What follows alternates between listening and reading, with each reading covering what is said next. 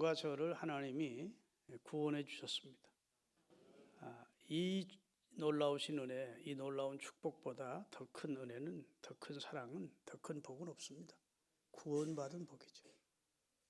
주께서 택하시고 가까이 오게 해서 주의 뜰에서 거하게 하신 자는 복이 있다 했는데 정말로 우리를 복 있는 자로 하나님이 삼아 주셨습니다. 할렐루야. 여러분, 구원받는 것이 어렵게 하셨습니까? 쉽게 하셨습니까? 하나님이 우리를 구원하시는 그 놀라운 방법이 우리로 하여금 어렵게 하셨을까요? 쉽게 하셨을까요? 한 사람이라도 더 구원해지고 싶은 마음이 하나님의 마음이라면 구원의 길을 어렵게 하지 않으시고 쉽게 하셨습니다. 쉽게. 문제를 내는데 답안지를 다 가르쳐주고 답을 가르쳐주고 답을 쓰게 하신 거예요. 성경은 하나님이 주신 답으로 가득한 책입니다. 여기에 구원의 길이, 여기에 복받는 길이, 여기에 행복의 길이 다 여기 있습니다. 어렵고 힘들고 너무 난해해서 구원받기가 너무 힘들어 그렇게 하시지 않으셨어요. 신명기 30장 11절부터 띄우겠습니다.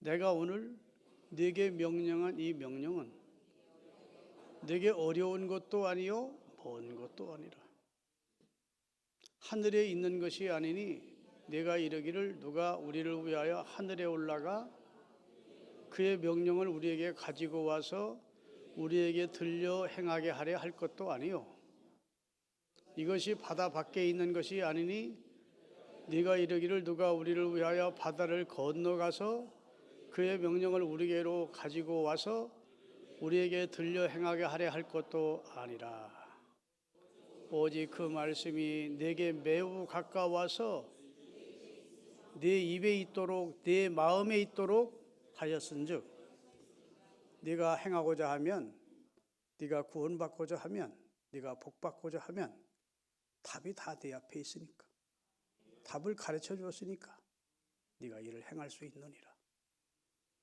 아멘.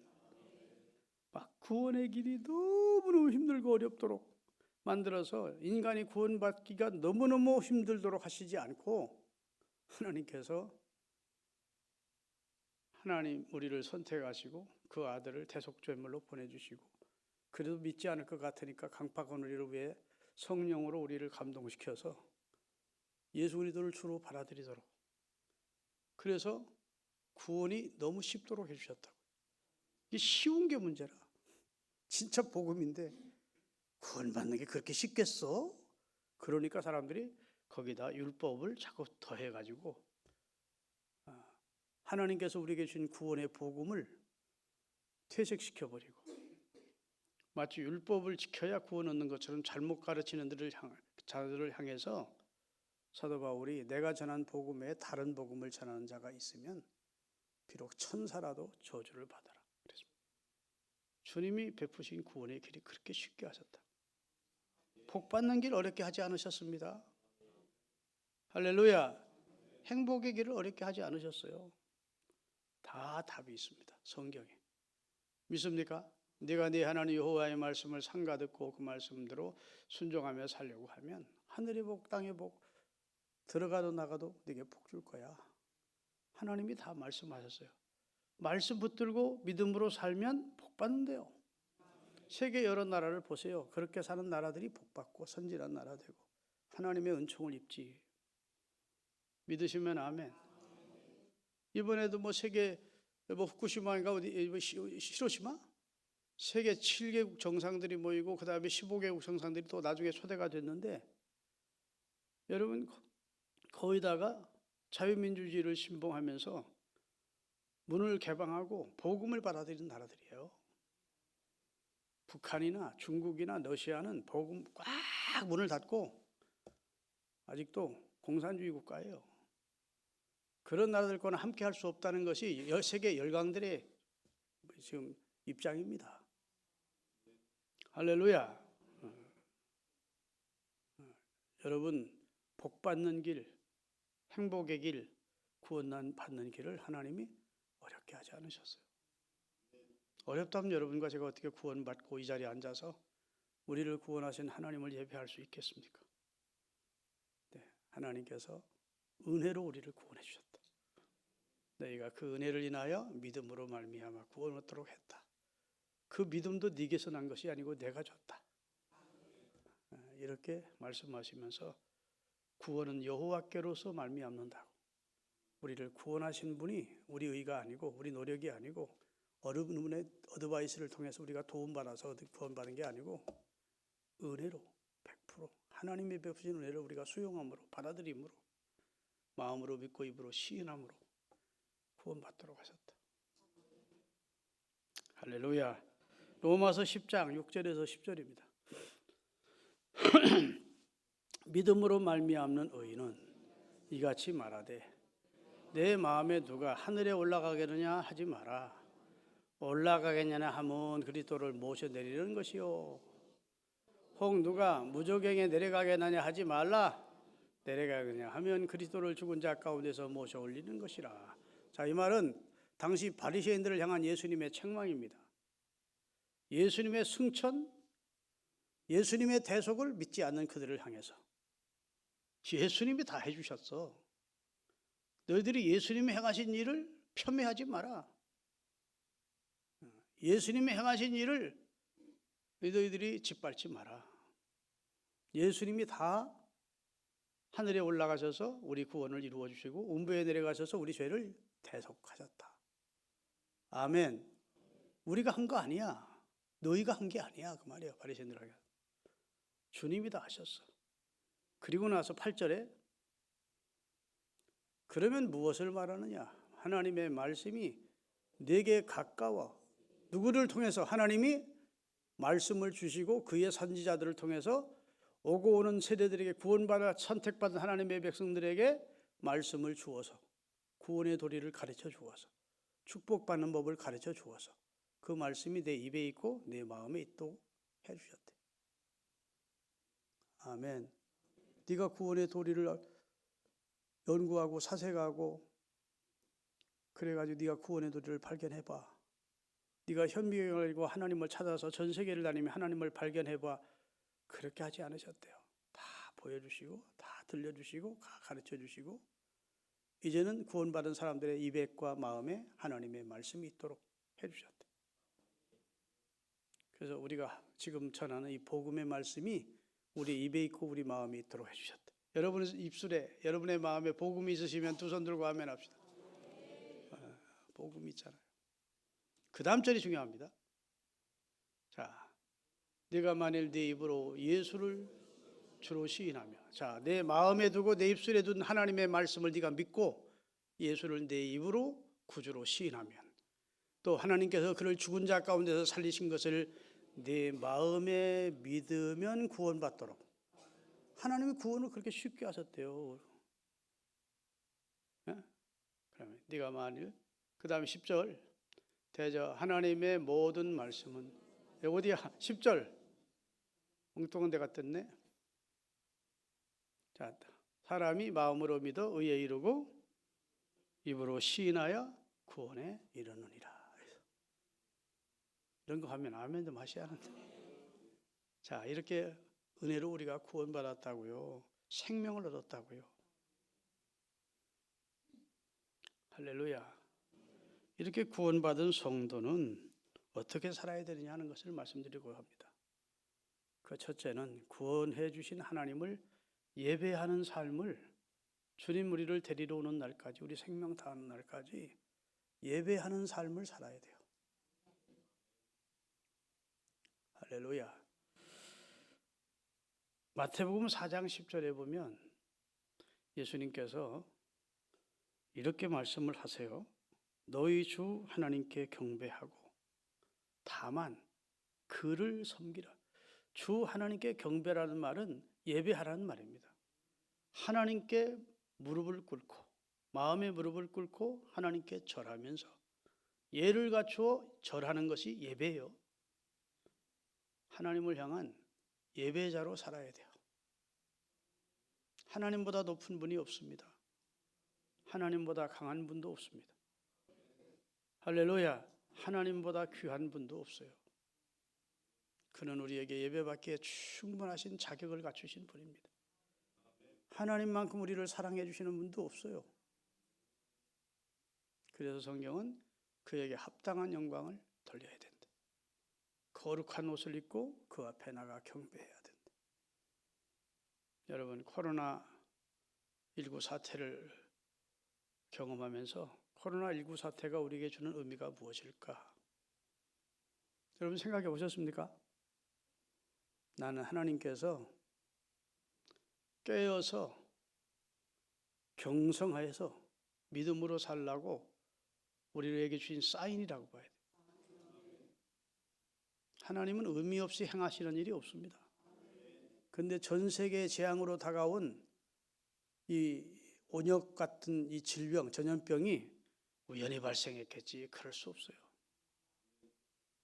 마지막 때가 되면 처처의 기근과 지진이 있고 전쟁의 소문과 그 다음에 온역, 그 다음에 연병이 있을 것이라고. 그 연병이 곧 전염병을 말하는 거예요.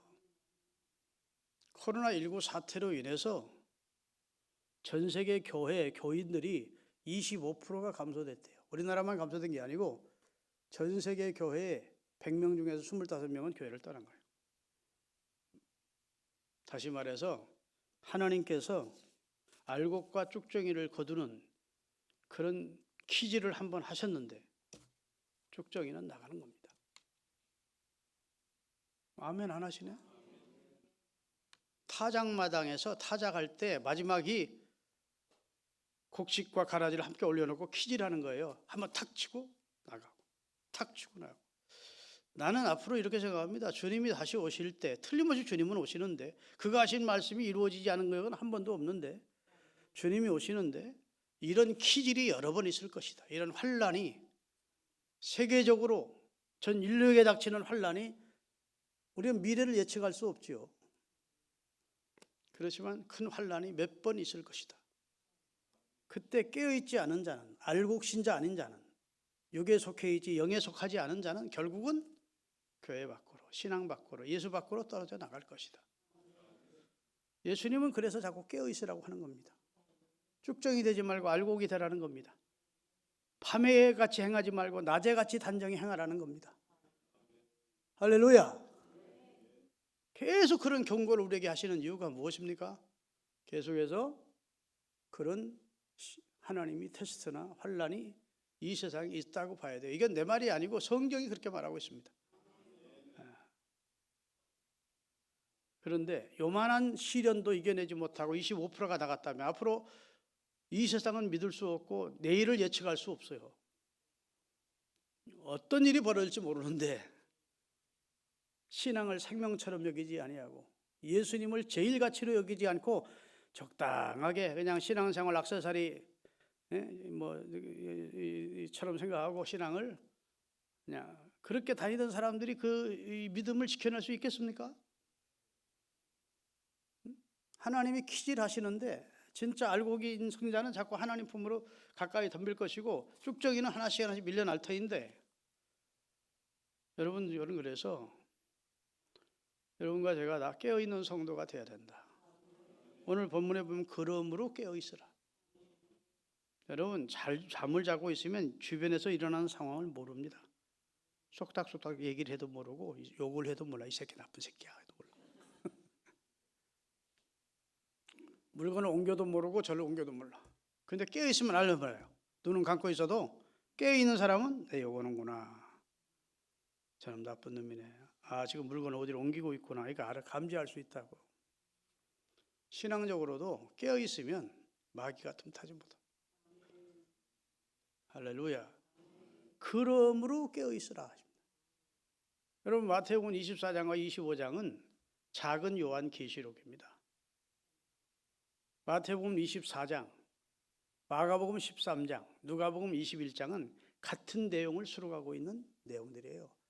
요한 계시록을 축소해 놓은 내용입니다. 성전을 보고 놀래서 이런 성전은 세상 끝에도 무너지지 않을 것 같다고 감탄하는 제자들을 향하여 돌 위에 돌이 하나도 겹놓이지 아니하고 다 무너지는 날이 온다. 놀란 저들이 묻습니다. 언제 그런 일이 있겠습니까? 그리고 세상 끝에는 무슨 일이 있겠습니까? 했더니 예수님이 차근차근 예루살렘의 멸망과 마지막 세상 끝에 대한 예언을 쭉 해주십니다. 사람은 내일 일을 모르지만 예수님은 내일 일을 아시는 분이에요. 아멘. 사람도 내일 일을 모르지만 내가 죽는다는 것 알아요, 몰라요? 그건 다 인정하지 않을 수 없어요.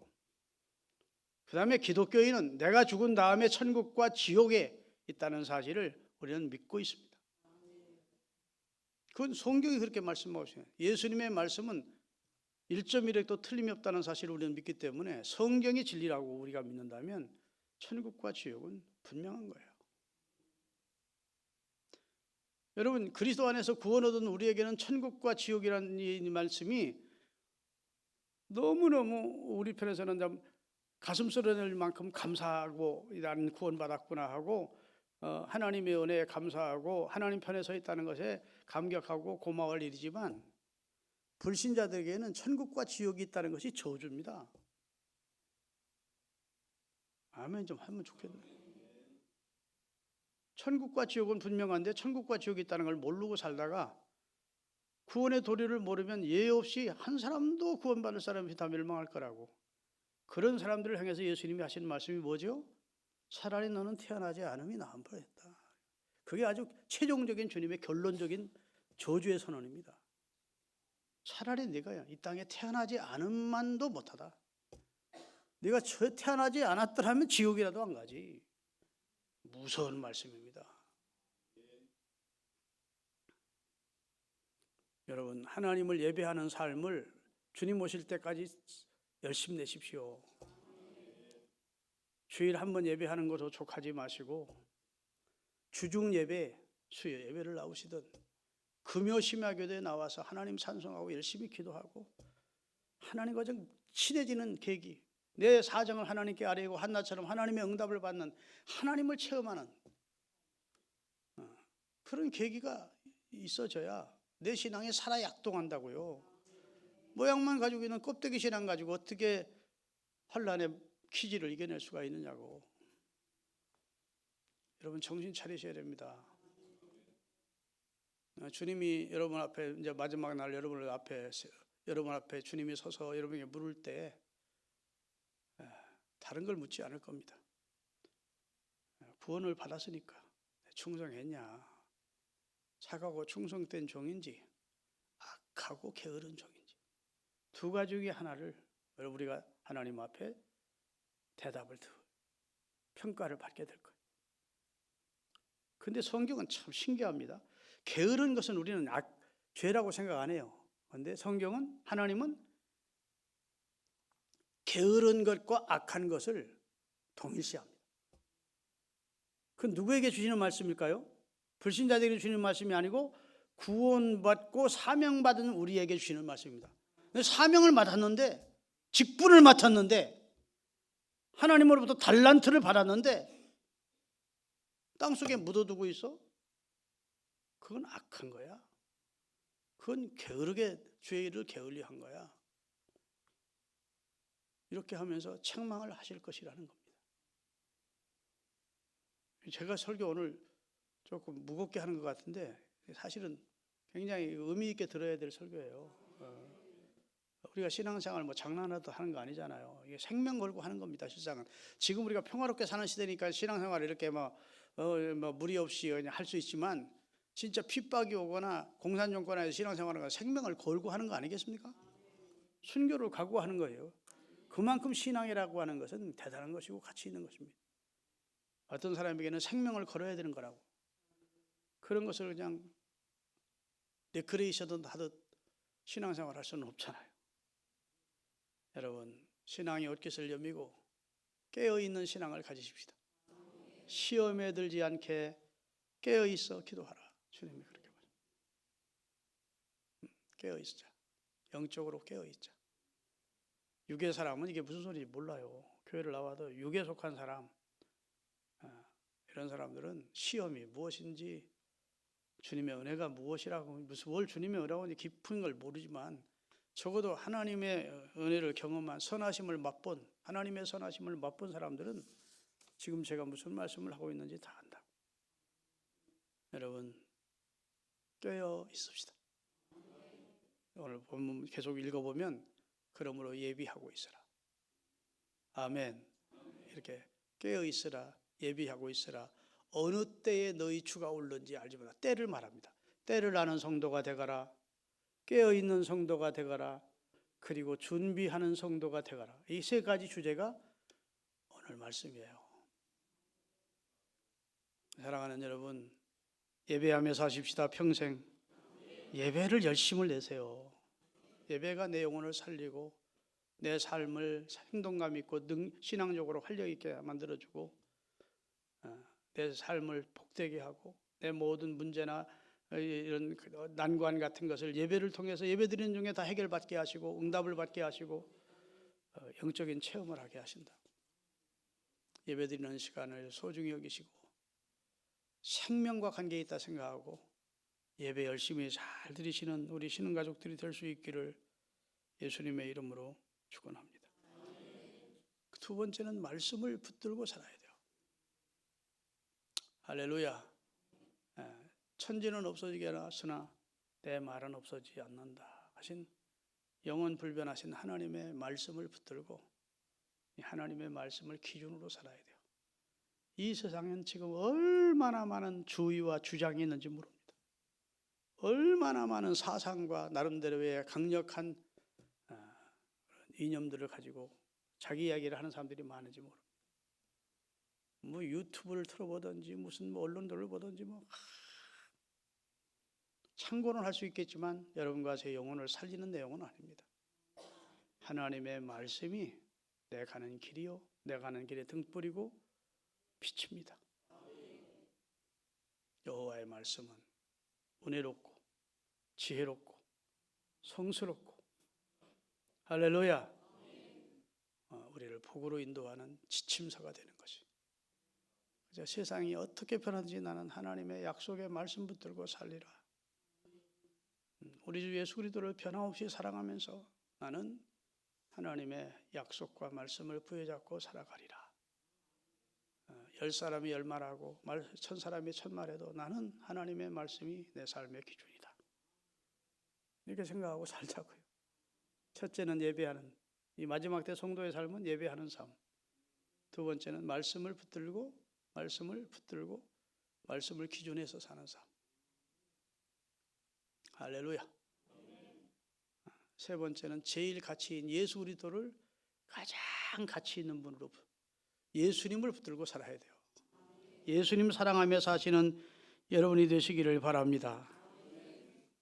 성경은 예수님을 보화라 혹은 감추인 진주라 이런 말씀 많이 하고 있어요. 골로새서 2장 2절 3절 내가 늘 말씀드리던 내용인데 예수 안에 다 있대요. 이게 거짓말 아니야. 이는 그들이 마음에 의안을 받고 성령 안에 연합하여 확실한 이해의 모든 풍성함과 하나님의 비밀인 그리스도를 깨닫게 하려 함이니 그 다음에 그 안에는 지혜와 지식 모든 보화가 감추어 있느니라. 예수 안에 다 있다는 겁니다. 뭔가 좋은 것들이 예수 안에 다 있다. 믿습니까? 여러분 인생이 귀하지요. 그러나 예수 그리스도가 있는 인생이 귀한 겁니다. 그리스도가 없으면 껍질만 남은 허탈한 인생, 허무한 인생으로 끝나는 겁니다. 예수 그리스도께서 내 인생에 없다면 태어나지 말아야 되는 존재예요. 예수가 없는 몸은 생명이 없는 몸이고 예수가 없는 길은 생명이 없는 사망의 길이고 예수가 없는 삶은 무가치한 삶입니다.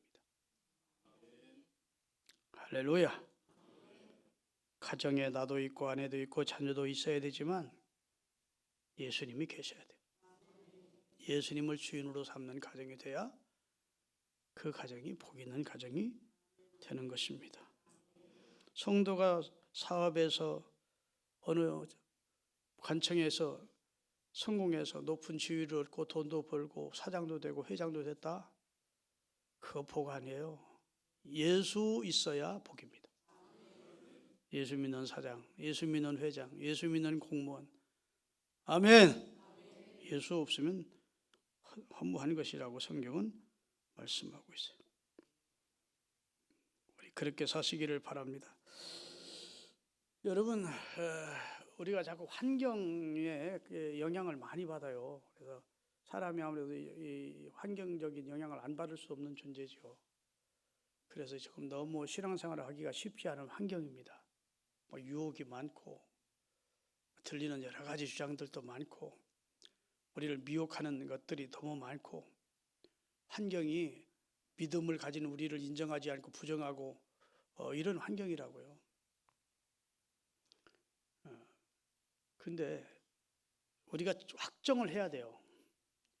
마음으로 확정을 해야 돼. 나는 세상이 어떻든지 간에 내 안에 주님을 모시고 주님을 사랑하는 마음으로 나는 나와 내 가정은 이렇게 살겠다라고 확정하셔야 됩니다. 제가 예를 한번 생각하다가 우리가 한 겨울이든 한 여름이든 방 안에다가 온도를 딱 올려놓습니다. 25도로 맞춰놓으면 바깥의 온도가 40도라도 25도를 유지합니다. 방 안은. 그렇죠? 바깥의 온도가 영하 2도라도 방 안은 25도를 유지합니다. 그렇다고 생각되면 신앙도 그렇다고 봐야 돼요. 내가 오늘 드린 말씀을 이걸 게이지로 맞춰놓으라고. 나는 예배하는 삶을 살겠다. 나는 하나님의 말씀을 기준으로 한 삶을 살겠다. 나는 누가 뭐라 하든지 예수님을 제일 가치로 여기고 예수님과 함께하는 삶을 살겠다. 그리고 나는 영적으로 졸지 않고 깨어 있어서 할렐루야, 기도로 깨어 있고 감사함으로 깨어 있고 아멘, 사명 감당함으로 깨어 있는 하나님의 사람으로 살아야지.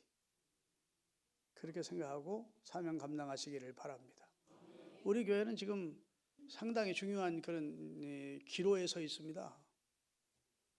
지도력이 바뀌었으니까.